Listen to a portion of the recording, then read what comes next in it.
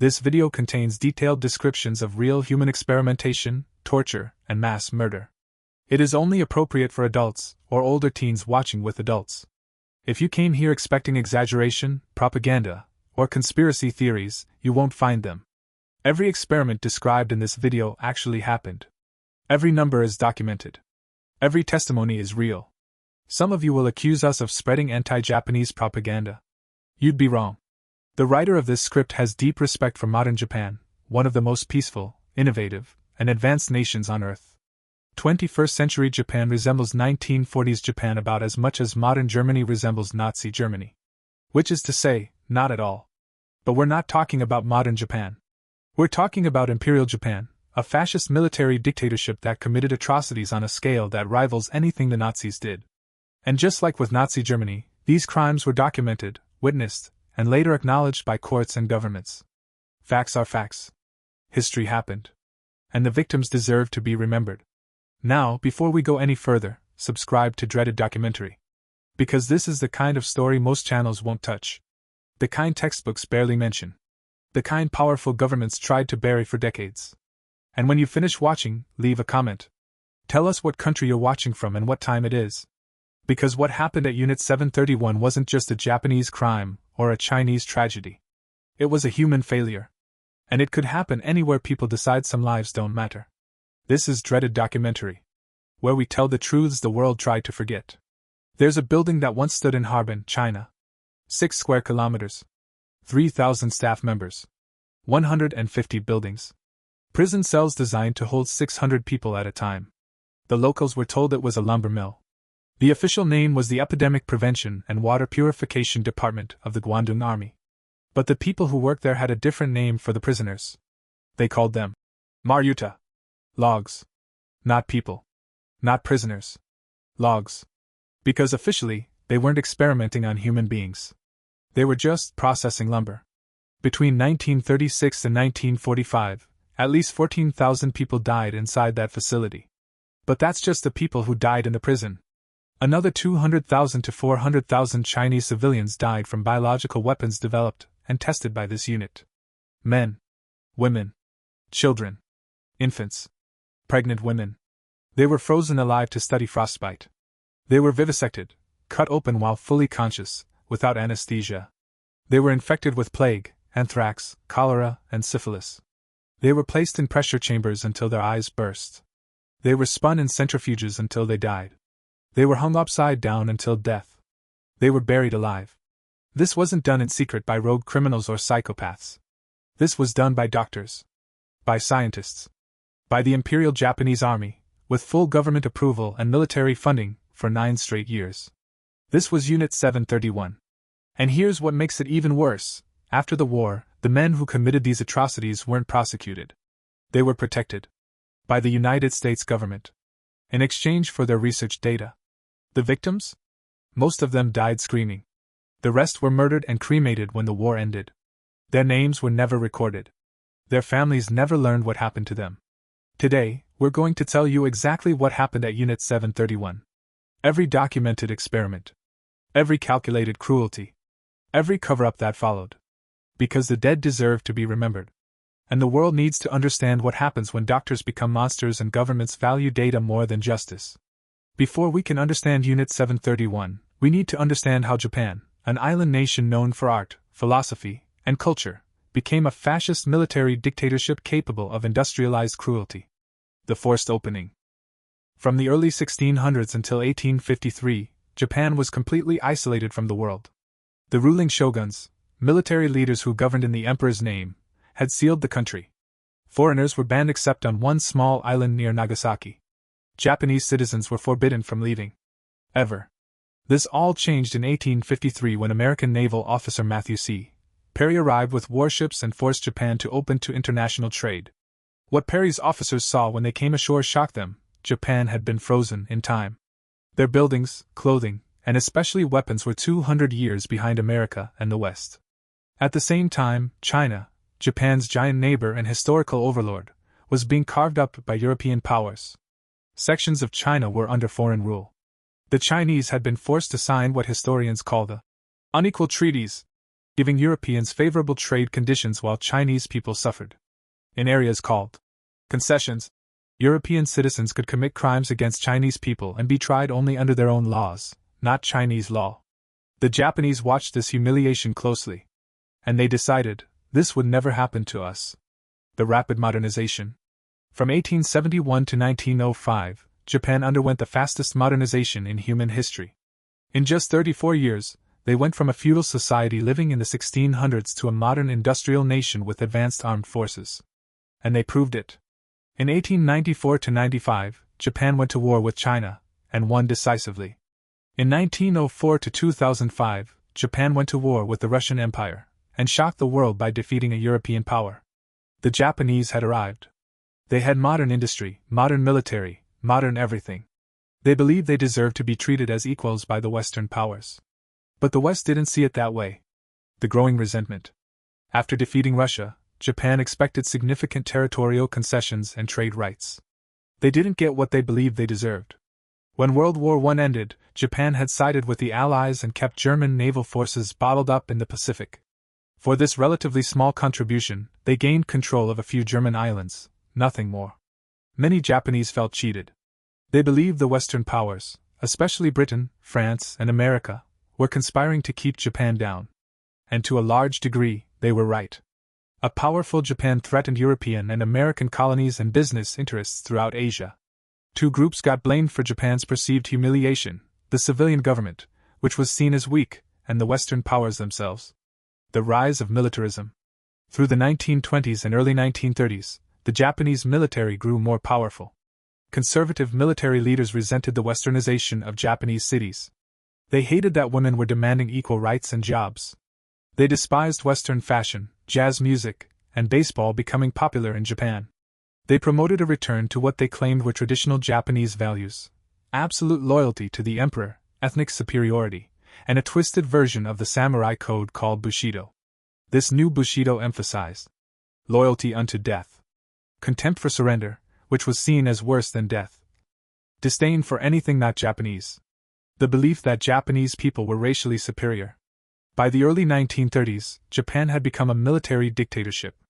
Through the 1930s and into the 1940s, it became fully fascist, as dangerous to its own citizens as to its neighbors. The ideology that enabled genocide. The people who suffered most from this ideology were the Chinese. For centuries, China had been the dominant power in East Asia. Chinese culture had deeply influenced Japan. Its writing system, religious ideas, and many cultural practices came from China. The Chinese had demanded and received tribute from Japan. But now, the student had surpassed the teacher. Japan was modern, powerful, industrialized. China was weak, divided, exploited by foreigners. Many Japanese saw this relationship like a child who had grown more powerful than their parents. Combined with ideas of racial superiority and the twisted Bushido code, Japanese soldiers in China behaved much like the Nazis did in occupied Europe. They saw the Chinese as subhuman and treated them accordingly. In 1931, Japan conquered the Chinese region of Manchuria, creating the puppet state of Manchukuo. In 1937, they invaded China proper and overran most of the eastern part of the country, especially the coastal cities. The treatment of Chinese civilians under Japanese occupation was horrific. Massacres, mass rape, forced labor, starvation. The best-known atrocity was the rape of Nanking in 1937, where Japanese soldiers murdered between 200,000 and 300,000 Chinese civilians in a 6-week rampage. But Nanking wasn't the worst thing Japan did in China. It was just the most visible.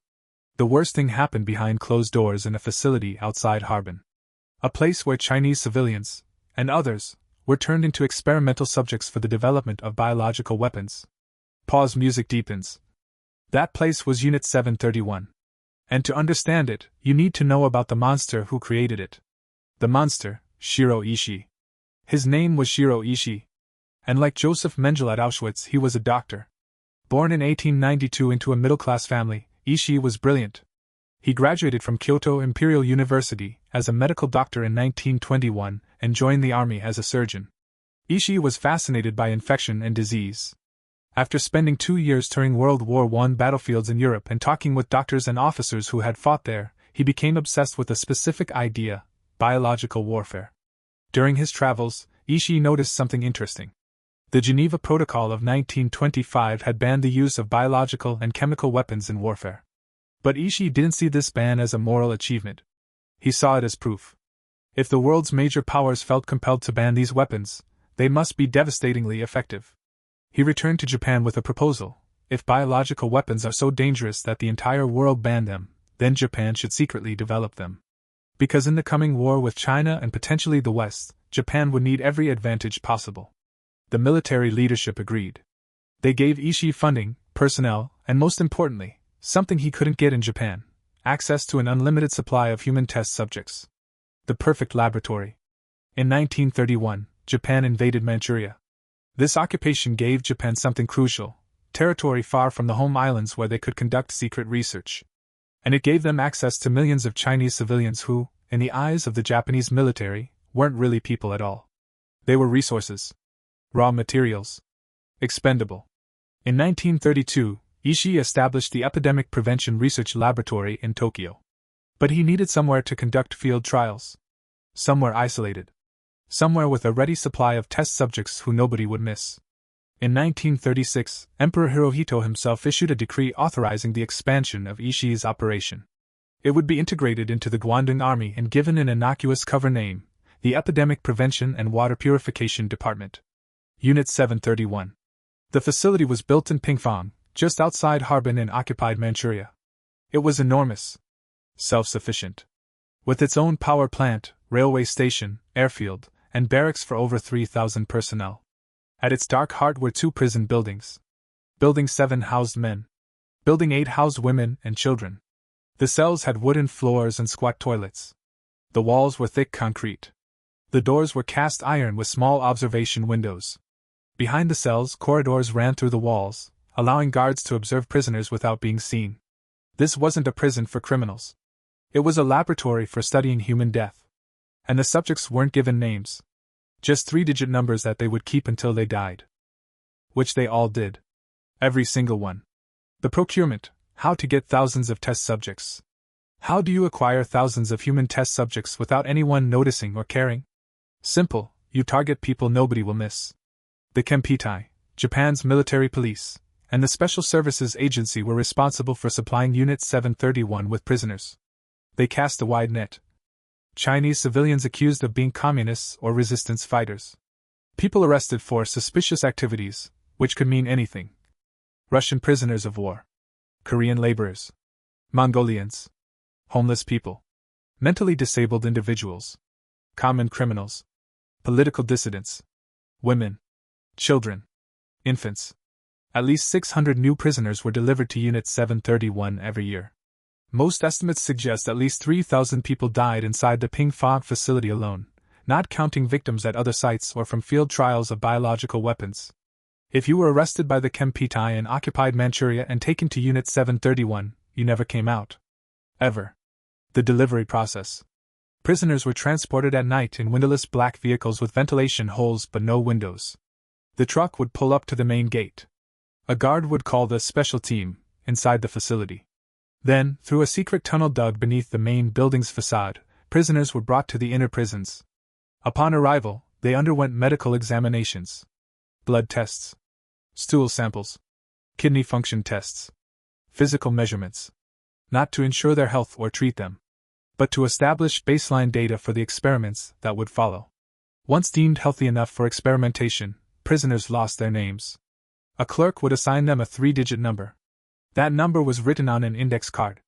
When they died, and they all died, the clerk would simply strike the number off the card and take the prisoner's manacles to be used on the next arrival. A child's testimony. Hideo Shimizu joined Unit 731 at age 14 as part of the Youth Corps. He was brought to a specimen room where jars lined the shelves from floor to ceiling. Some jars were as tall as an adult human. Inside the jars, preserved in formalin, were body parts. Heads. Hands. Internal organs. One jar haunted him forever, a pregnant woman's torso with the lower abdomen cut away, exposing a fully developed fetus with hair. That's when Shimizu learned what the staff called the prisoners. Maryuta. Logs. The term started as a joke. The official cover story for local authorities was that Unit 731 was a lumber mill. So the staff started calling prisoners logs. It was funny to them.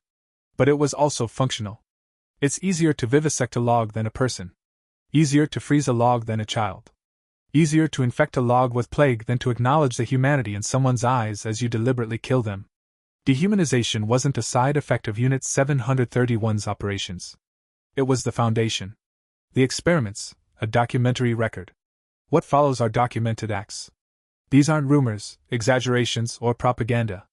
These experiments were testified to by former Unit 731 members in multiple trials and interviews. They were acknowledged by the Tokyo District Court in 2002. The Library of Congress holds declassified documents describing them in clinical detail. They happened. Let's be clear about that. Vivisection without anesthesia. Thousands of prisoners were subjected to vivisection, surgery performed on living, conscious human beings without any anesthesia. A former Unit 731 medical assistant was interviewed by the New York Times. He described his first vivisection. The prisoner had been deliberately infected with plague for the purpose of developing plague bombs. Here's what he said. The fellow knew that it was over for him, and so he didn't struggle when they led him into the room and tied him down. But when I picked up the scalpel, that's when he began screaming. I cut him open from the chest to the stomach, and he screamed terribly, and his face was all twisted in agony. He made this unimaginable sound, he was screaming so horribly. But then finally he stopped. This was all in a day's work for the surgeons, but it really left an impression on me because it was my first time. Other Unit 731 members testified that surgeons routinely stuffed rags or medical gauze into prisoners' mouths before starting vivisection. This was to muffle the screaming so they could work without distraction. Why no anesthesia? The official reason was that anesthesia might interfere with the body's natural response to disease, contaminating the data. The real reason? They simply didn't care about the prisoner's suffering. Organs were removed one by one while the prisoner was alive. Researchers documented how long people survived without a stomach, without a liver, without lungs. Limbs were amputated to study blood loss. Sometimes severed limbs were reattached to the opposite side of the body to see if they would function. Stomachs were removed entirely and esophaguses connected directly to intestines. Former Unit 731 member Okawa Fukamatsu admitted in a video interview to vivisecting a pregnant woman. He said he personally vivisected thousands of prisoners during his time at Unit 731. Imperial Japanese Army surgeon Ken Yuasa estimated that at least 1,000 Japanese military personnel across occupied China participated in vivisection of prisoners. He said the practice was routine, and vivisections were performed. All for practice rather than for research. Practice. They were practicing surgery on living, screaming human beings so military doctors could improve their technique. Frostbite research. Army engineer Hisato Yoshimura conducted extensive frostbite experiments. His methods were straightforward. Prisoners were taken outside in winter when temperatures in Manchuria dropped to -40 or 50 degrees Celsius. Various body parts, hands, feet, ears, noses, were dipped in water and then exposed to freezing air until frozen solid. Yoshimura would test if the body part was sufficiently frozen by striking it with a stick. If it made a sound resembling that which a board gives when it is struck, the freezing was complete. Documented experiments included dipping the fingers of a 3-day-old infant in ice water mixed with salt to accelerate freezing. Naoji Wazono, a Unit 731 member, described watching one of Yoshimura's experiments. 2 naked men were put in an area 40 to 50 degrees below zero, and researchers filmed the whole process until the subjects died. They suffered such agony they were digging their nails into each other's flesh. Once body parts were frozen, Yoshimura tested various treatments. Hot water. Cold water. Gradual warming. Rapid warming. He documented which methods led to recovery and which led to gangrene, tissue death, and amputation. In 1950, 5 years after the war ended, Yoshimura published an article in the Japanese Journal of Physiology. In it, he openly admitted using 20 children and a 3-day-old infant in experiments exposing them to freezing temperatures. When a journalist from the Mainichi Shimbun newspaper confronted him about this, Yoshimura expressed no remorse. None. His frostbite research was later used to develop better cold weather gear for Japanese troops. That was the justification. Better gloves were worth freezing children to death. Biological weapons development. By 1939, Ishii had identified 6 primary pathogens for weaponization: anthrax, typhoid, parrot-typhoid, glanders, dysentery, plague. Prisoners were infected through various methods to test these diseases. Some were injected directly. Others were fed food contaminated with bacteria. Still others were exposed to aerosolized pathogens or bitten by infected fleas. The progression of disease was meticulously documented. When did symptoms begin? How quickly did the disease spread through the body? What were the victim's final hours like? Which organs failed first? How long until death? The Library of Congress holds 3 declassified documents from Unit 731, each over 100 pages long. They contain detailed clinical records of pathogen progression in human subjects. Temperature readings every few hours. Descriptions of symptoms. Notes on when prisoners lost consciousness. Observations about their final moments. When prisoners died, and they all died, their bodies were immediately autopsied. Organs were removed, weighed, examined, and preserved in jars. The remains were cremated in on-site facilities. Field testing on civilian populations. But Unit 731 wasn't content with laboratory testing. They needed to test their weapons in real-world conditions. On actual cities. On unsuspecting civilian populations. Between 1940 and 1945, Unit 731 conducted at least 12 large-scale biological warfare attacks on Chinese cities. They bred plague-infected fleas in massive quantities. Unit 731 had approximately 4,500 flea incubators, each capable of producing at least 45 kilograms of fleas per production cycle. These infected fleas were loaded into specially designed bombs. Some bombs were made of porcelain so they would shatter on impact without creating fire that might kill the fleas. Others were designed to explode mid-air, dispersing infected fleas over a wide area. Low-flying aircraft dropped these bombs over Chinese cities including Ningbo and Changde. The results were catastrophic. In Changde alone, approximately 10,000 civilians died from plague following a 1941 attack. But plague bombs weren't their only weapon. Unit 731 also contaminated water supplies with typhoid, cholera, and dysentery bacteria. Infected food supplies with anthrax. Dropped plague-infected clothing from aircraft over areas not under Japanese control. Left contaminated food supplies in areas they were evacuating, knowing Chinese civilians would consume them. Conservative estimates suggest at least 400,000 Chinese civilians died from biological warfare conducted by Unit 731 and its affiliated units between 1937 and 1945. 400,000 people. More than died in the atomic bombings of Hiroshima and Nagasaki combined. Men, women, children, infants, killed by weapons developed through experiments on prisoners who were tortured in the name of science. Syphilis and forced reproduction. Unit 731 conducted extensive research on sexually transmitted diseases, particularly syphilis and gonorrhea. Male and female prisoners were deliberately infected, then forced to have sexual intercourse with each other. The stated purpose was to study transmission rates and infection patterns. According to testimony from a prison guard, 4 or 5 unit members, dressed in white laboratory clothing completely covering the body with only eyes and mouth visible, handled these tests. A male and female, one infected with syphilis, would be brought together in a cell and forced into sex with each other. It was made clear that anyone resisting would be shot. After forced infection, prisoners were vivisected at different stages of the disease. Researchers wanted to observe how syphilis progressed through internal and external organs at different phases. Female prisoners with visible syphilis infections in their genital areas were mockingly called jam-filled buns by guards. Some children were born inside Unit 731 to mothers who had been deliberately infected. These children grew up in the facility, if you can call it growing up, and were subjected to experiments. Researchers were particularly interested in whether diseases could be transmitted from mother to child during pregnancy and through breastfeeding. Though many babies were born in the facility, there are no documented survivors. It's believed the infants were either killed shortly after birth or died during experimentation before reaching adulthood. Rape as standard practice. Female prisoners were regularly raped by guards and researchers. This wasn't officially sanctioned, but it was tolerated and unpunished. The testimony of a former guard describes the casual nature of sexual violence.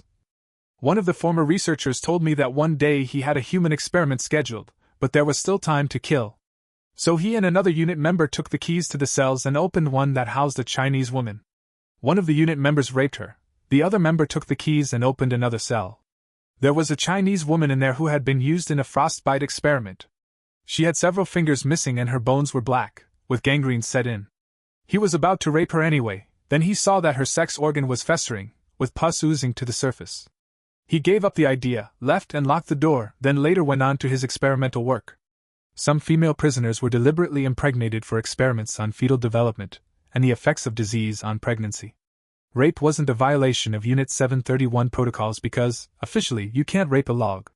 The prisoners weren't human. So sexual violence wasn't even categorized as a crime. Pressure chamber experiments. Prisoners were placed in hypobaric pressure chambers where air pressure was systematically reduced. Researchers wanted to know how altitude affected the human body and at what point organs would fail. Some prisoners were kept in low-pressure conditions until their eyes literally burst from their sockets due to internal pressure. Dehydration studies. Prisoners were subjected to total dehydration experiments. They were placed in rooms with industrial fans blowing hot air constantly. No water was provided. Their sweat was collected and measured. Their weight was recorded as their bodies dried out. According to Hal Gold's book, Japan's infamous Unit 731, some prisoners were mummified alive in total dehydration experiments. They sweated themselves to death under the heat of several hot dry fans. At death, the corpses would only weigh approximately 1/5 normal body weight. Chemical weapons testing. Unit 731 operated dedicated gas chambers for testing chemical weapons including mustard gas, lewisite, phosgene, cyanide gas, out-of-sight sneezing gas. Prisoners were placed in sealed glass chambers wearing various levels of protective gear, full military uniform, partial gear, or nothing at all. Chemical agents were released. The progression of symptoms was documented. A former Army major recalled attending a gas test in 1943. A glass-walled chamber about 3 meters square and 2 meters high was used. Inside, a Chinese man was blindfolded, with his hands tied around a post behind him. The gas was out-of-sight, sneezing gas. As the gas filled the chamber, the man went into violent coughing convulsions and began to suffer excruciating pain. More than 10 doctors and technicians were present. After I had watched for about 10 minutes, I could not stand it any more, and left the area. I understand that other types of gases were also tested there. Blood loss studies. Prisoners had blood withdrawn regularly, 500 milliliters every 2 to 3 days, until they died from blood loss. Researchers documented at what point the body could no longer compensate, when organs began failing, and how long someone could survive with dramatically reduced blood volume.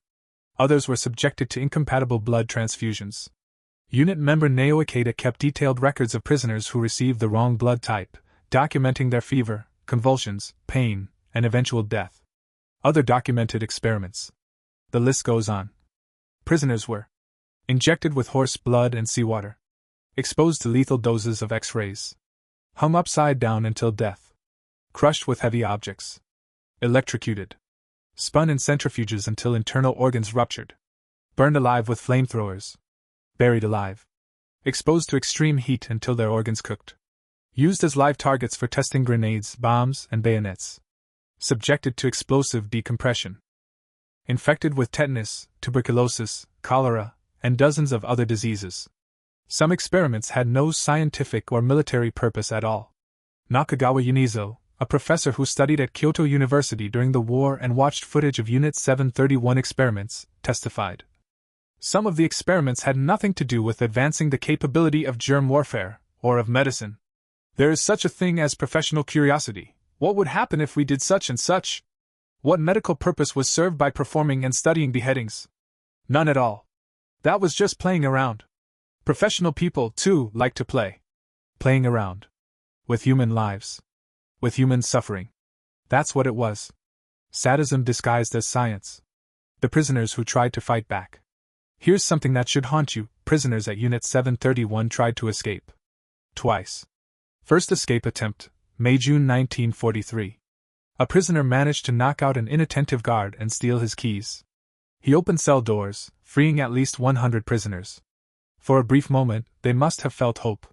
Freedom was within reach. But they couldn't escape the inner courtyard. The outer doors were locked with different keys. The walls were too high to climb. They were trapped in an open area with nowhere to go. The researchers faced a problem. They couldn't shoot the prisoners because many were part of ongoing experiments. Killing them would ruin weeks or months of data collection. So they made a decision.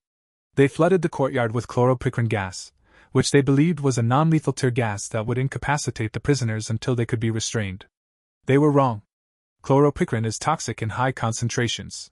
All 100 prisoners suffocated to death in the courtyard. Their bodies were examined, data was collected about the effects of chloropicrin exposure, and then they were cremated. Even in death, they were used for research. Second escape attempt, Summer 1945. 2 Russian prisoners devised a plan. One pretended to be sick, lying flat on the floor of their cell. When a guard entered to investigate, they attacked him, took his keys, and began opening other cells while shouting to alert other prisoners. Prisoners ran through the corridors. For a few minutes, chaos reigned. One Russian prisoner, realizing escape was impossible, shouted at Unit 731 staff. According to witnesses, he demanded to be shot rather than used as an experimental subject. He was shot immediately. The rest were hunted down and killed. One eyewitness to this escape attempt recalled, "Spiritually, we were all lost in front of the Marutas who had no freedom and no weapons. At that time we understood in our hearts that justice was not on our side. They understood. They knew what they were doing was wrong. And they did it anyway. Because even if prisoners had somehow escaped the fortified building, they still faced a 3-meter-high brick wall surrounding the entire complex, and beyond that, a dry moat filled with electrified wire. Escape was designed to be impossible. And it was. Everyone who entered Unit 731 died there. Every single person. The end of the war, destruction of evidence." On August 15, 1945, Emperor Hirohito announced Japan's surrender. The war was over. Unit 731 had 3 days to destroy all evidence. The final murders. On August 11 and 12, 1945, approximately 300 prisoners remained in Unit 731's custody. They had survived experiments, infections, and torture. Some had been there for years. Now they had to die. The prisoners were given rope and coerced into hanging themselves. Those who refused were forced to drink potassium cyanide. Anyone who survived the poison was killed by chloroform injection. All 300 were dead within 2 days. Their bodies were cremated. The ashes were scattered or buried in unmarked locations on the Unit 731 grounds, destroying the facility. Buildings were partially demolished. Incriminating documents were burned. Laboratory equipment was dismantled. Anything that could connect specific individuals to specific crimes was destroyed. But some records survived. And some personnel were captured. Soviet forces, advancing into Manchuria in the final days of the war, captured some Unit 731 staff members before they could escape. 12 were eventually tried at the Khabarovsk war crimes trial in 1949.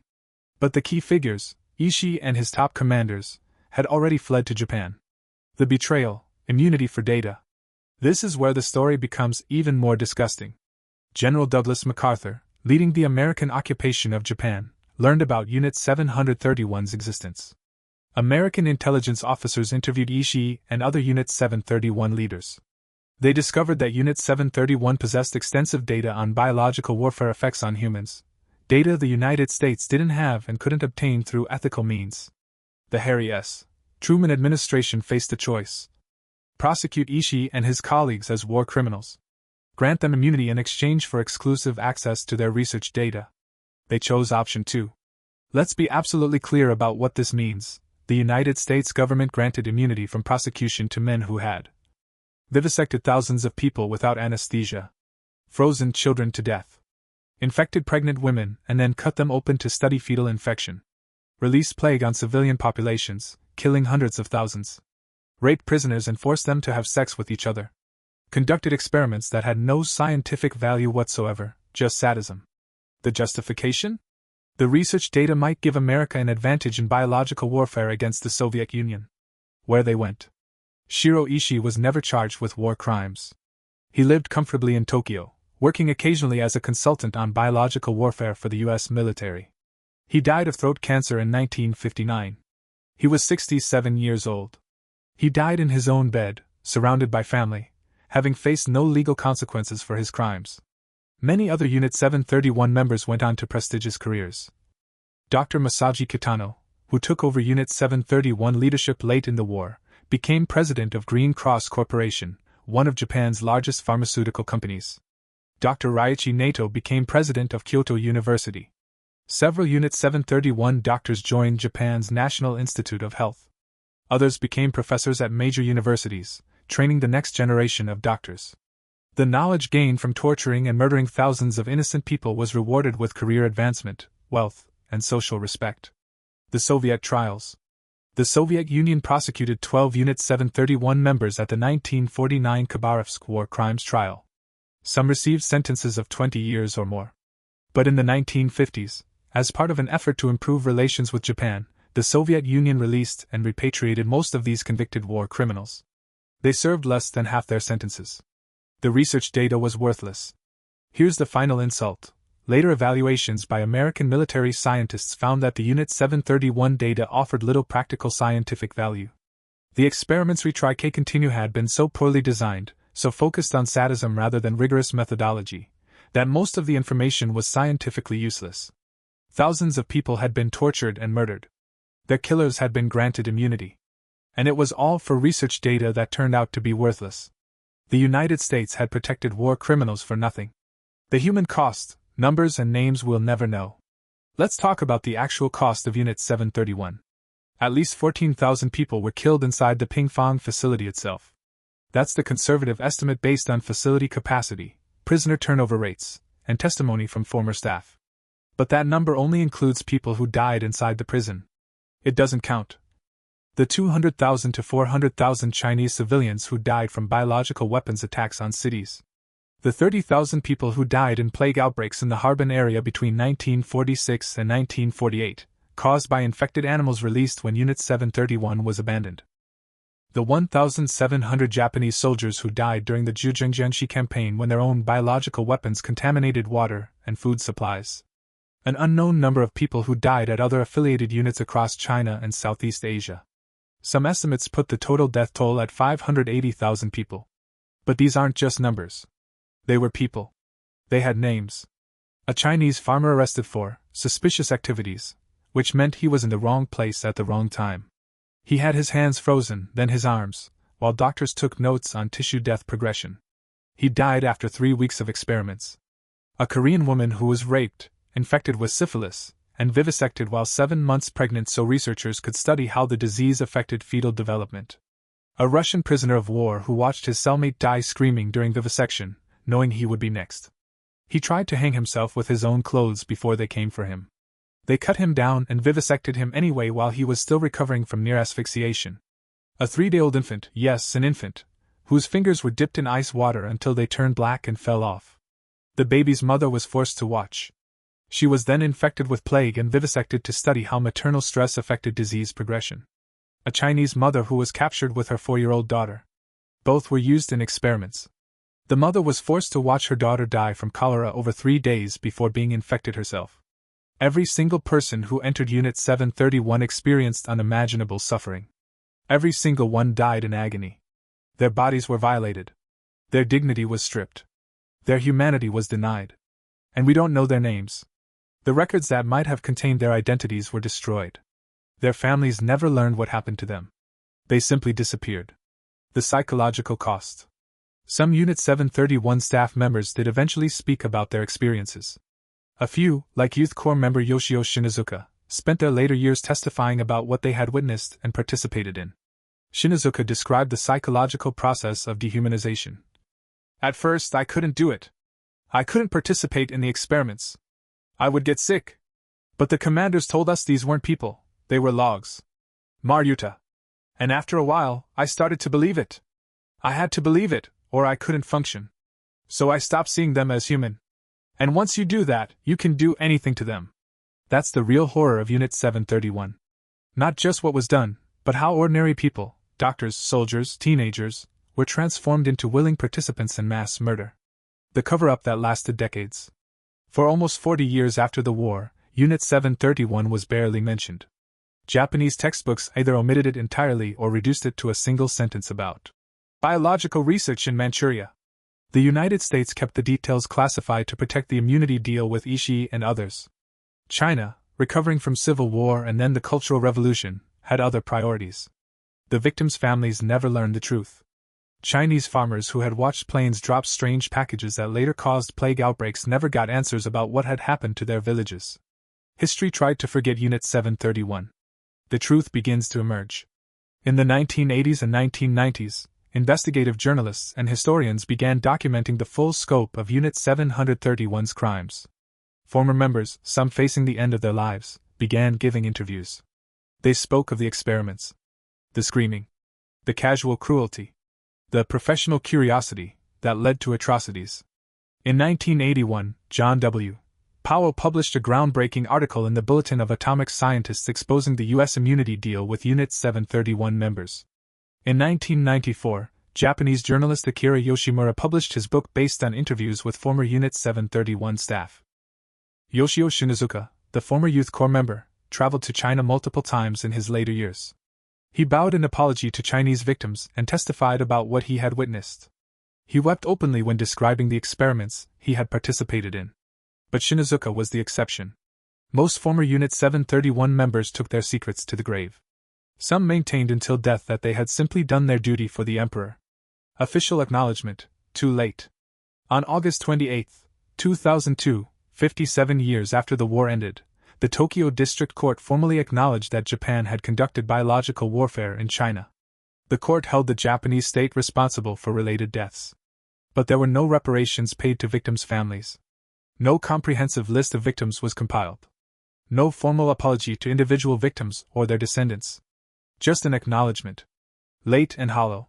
The Japanese government still refuses to pay compensation to Chinese victims of Unit 731, citing a 1972 joint communiqué with China that addressed war reparations.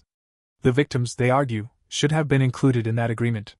In other words, we admit it happened. We admit it was wrong. But we're not going to do anything about it. The site today, a museum of horrors. Today, portions of the Unit 731 site in Harbin have been preserved as a museum. The Museum of Evidence of War Crimes by Japanese Army Unit 731 opened to the public in the 1980s and was expanded in 2015. Visitors can walk through the ruins of some buildings where experiments were conducted. They can see remnants of the prison cells, the incineration facility where bodies were cremated, pieces of laboratory equipment, photographs of the facility during operation, documents describing some experiments, jars that once held preserved organs. But there's something missing from the museum. Something crucial. There are no names. There's no comprehensive memorial listing the victims. No wall with thousands of names carved in stone. Because those names were never recorded. Or if they were, the records were destroyed. The victims remain anonymous. Known only as Maryuta. Logs. The museum does important work in documenting what happened. But it cannot give back what was stolen, the individual identities of the people who died there. Reflection: what Unit 731 teaches us. Unit 731 forces us to confront several uncomfortable truths about human nature, science, and justice. Truth number 1: education doesn't prevent evil. Shiro Ishii wasn't an uneducated brute.